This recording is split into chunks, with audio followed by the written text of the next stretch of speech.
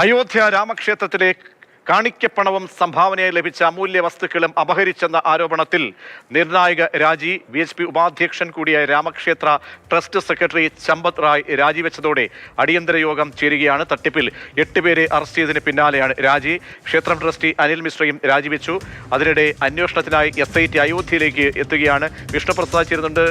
വിഷ്ണു, പ്രധാനപ്പെട്ട നേതാക്കൾക്കെതിരെ നടപടിയില്ല, അവർക്കെതിരെ അറസ്റ്റിന്റെ പരിധിയിൽ അവർ വരുന്നതടക്കം വലിയ വിമർശനങ്ങൾ ഈ ഹിന്ദു സന്യാസിമാരുടെ ഭാഗത്തു നിന്നൊക്കെ വരുന്ന സമയത്താണ് ഇപ്പോൾ ചമ്പത് റായുടെ രാജി വരുന്നത്.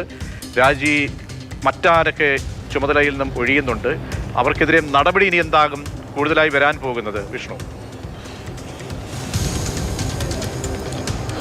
പ്രജീഷ് സൂചിപ്പിച്ചതുപോലെ തന്നെ ഈ അയോധ്യയിലെ രാമക്ഷേത്ര ട്രസ്റ്റിലെ അംഗങ്ങളെ പ്രധാനമന്ത്രി നരേന്ദ്രമോദി നേരിട്ട് തെരഞ്ഞെടുത്തവരാണ്. ഈ അംഗങ്ങളിൽ നിന്നാണ് ഇപ്പോൾ ഇത്തരത്തിലുള്ള ദുരനുഭവം ഈ വിശ്വാസത്തിന് സംഭവിച്ചിട്ടുള്ളത്. ഇതിന്റെ ഭാഗമായി തന്നെയാണ് ഈ ചമ്പത് റായുടെ അടുത്ത അനുയായി ഉൾപ്പെടെയുള്ളവർ ഇപ്പോൾ പോലീസിന്റെ പിടിയിലായിട്ടുമുള്ളത്. ഇതിന് പിന്നാലെയാണ് ഇപ്പോൾ ചമ്പത് റായ് തന്റെ സ്ഥാനം, ട്രസ്റ്റിലെ തന്റെ ജനറൽ സെക്രട്ടറി സ്ഥാനം രാജിവെച്ചിട്ടുള്ളത്. കൂടാതെ അനിൽ മിശ്രയും സ്ഥാനം ഒഴിയുന്ന ഒരു സാഹചര്യമുണ്ടായി.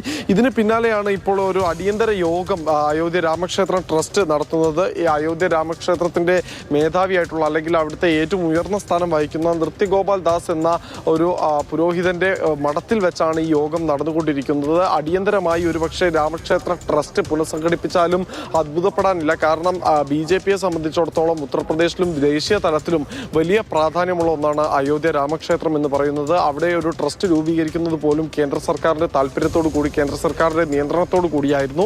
എന്നാൽ അവിടെയാണ് ഇത്തരത്തിലൊരു വ്യാപക ക്രമക്കേടുണ്ടായത്. അതായത് CCTV ദൃശ്യങ്ങൾ എല്ലാ സ്ഥലത്തുമില്ല, പക്ഷേ ലഭിച്ച CCTV ദൃശ്യങ്ങളിലെ കണക്കുകൾ മാത്രം എടുത്താൽ 70 തവണ പണം മോഷ്ടിക്കപ്പെടുന്നതിന്റെ ദൃശ്യങ്ങൾ ഇതിനോടകം തന്നെ SITക്ക് കണ്ടുകിട്ടിയിട്ടുമുണ്ട്.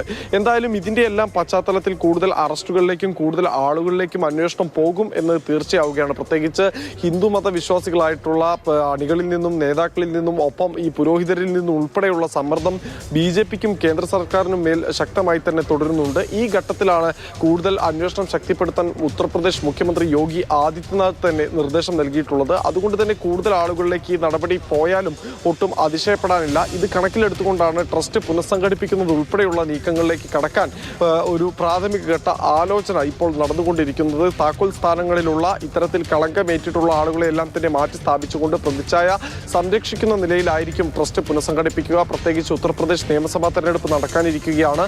ഈ അയോധ്യ രാമക്ഷേത്രത്തിൽ ഫണ്ട് തട്ടിപ്പിന്റെ പേരിൽ BJP പ്രതിക്കൂട്ടിലായാൽ അത് രാഷ്ട്രീയമായി ഉൾപ്പെടെ തിരിച്ചടിയാകുമെന്ന് കണക്ക് കൂട്ടുന്നുണ്ട്. RSSനും ഈ കാര്യത്തിൽ, ഇപ്പോൾ നടന്നുകൊണ്ടിരിക്കുന്ന കാര്യത്തിൽ തൃപ്തി ഒട്ടുമില്ല എന്ന് വ്യക്തമാവുകയും ചെയ്തിട്ടുണ്ട്. പ്രജീഷ്. അയോധ്യ രാമക്ഷേത്ര ട്രസ്റ്റ് സെക്രട്ടറി ചമ്പത് റായ് രാജിവെച്ചു. അതിനുശേഷം അടിയന്തര യോഗങ്ങൾ ഇപ്പോൾ ചേരുകയാണ്. വിഷ്ണു ആണ് വിവരങ്ങൾ ഡൽഹിയിൽ നൽകിയത്.